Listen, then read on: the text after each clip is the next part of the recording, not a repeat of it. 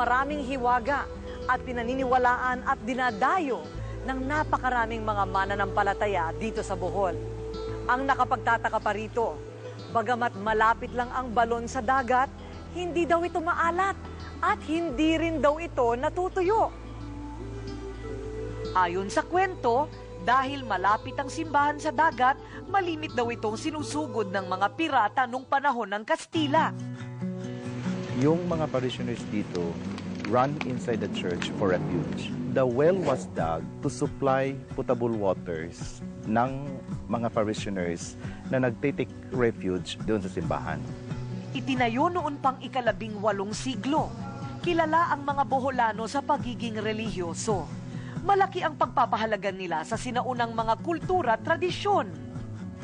At dahil dito, malakas din ang kanilang paniniwala na ang lahat ng likas na yaman ng kanilang lalawigan ay biyaya ng langit sa kanilang pagiging madasalin. Si Lola Grace, 74 na taong gulang, ang isa sa mga unang nakakita sa umano'y milagro ng Birhen ng Asunsyon. Grade 5 na ko. Grade 5 ako noon. Nakita ko yung Birhen nakatingin sa aming tatlong magkakaibigan. Nilakihan ko ang mata ko para masiguro ko na hindi ako nananaginip. Isa si Mang Rodrigo sa nagpatutuo ng kagalingang dala ng mahal na Birhen at ng tubig ng balon. Sakit sa balat ang ilang buwang tiniis ni Rodrigo. Hindi naman gumaling sa mga ointment na ginamit ko. Tapos, yun ang napansin ko, panaginip po yun sa simbahan namin. Simula nang ipanghugas daw niya sa binti ang tubig ng sinasabing healing balon, halos hindi maipaliwanag ni Rodrigo ang himala. Aabot yata yun ng 2 linggo sa paggamit ko kasi paunti-unti na siyang nawawala. Hindi lang naman ang, kumbaga, taga-Dawis ang may idea o may alam na nagpapagaling siya kung hindi nanggagaling sa iba't ibang sulok ng mundo ang nakakarating dyan. Wala ngang proclamation na official na galing ng local hierarchy ng church na talagang milagroso talaga yung tubig. Hindi natin naman maki-question yung paniniwala ng tao. We respect the experience of the people. We respect as well on how they regard this water. Nang ipasuri namin ang tubig mula sa mahiwagang balon, hindi pangkaraniwan ang naging paliwanag ng siyensya.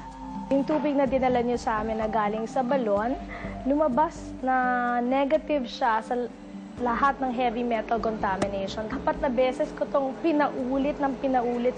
Sabi ko, anong klaseng tubig to sa balon? Iba eh, parang kinikilabutan yung aking chemist at saka may init silang nararamdaman. Kaya parang milagrosa. Pero kahit na buong bayan ng Dawis ay nananalig na tunay na biyaya mula sa langit ang kagalingang dala ng tubig, hindi raw maganda na ikalakal pa ito. Binibenta ang tubig with a very special kind of bottle. Ano na naman nangyari sa simbahan ng Dawis? Nagninegosyo na talaga. Pati ang tubig that used to be just free because this is a gift of the Blessed Mother is already sold out. We do not make any publicity that, come on, here, taste this water, drink this water, and you will be healed. We do not do that. Mayroon mang pagdududa sa mga kwento ng himala na dala ng tubig mula sa mahiwagang balon, matibay pa rin ang kanilang pananalig na walang hindi makukuha sa tapat na naniniwala.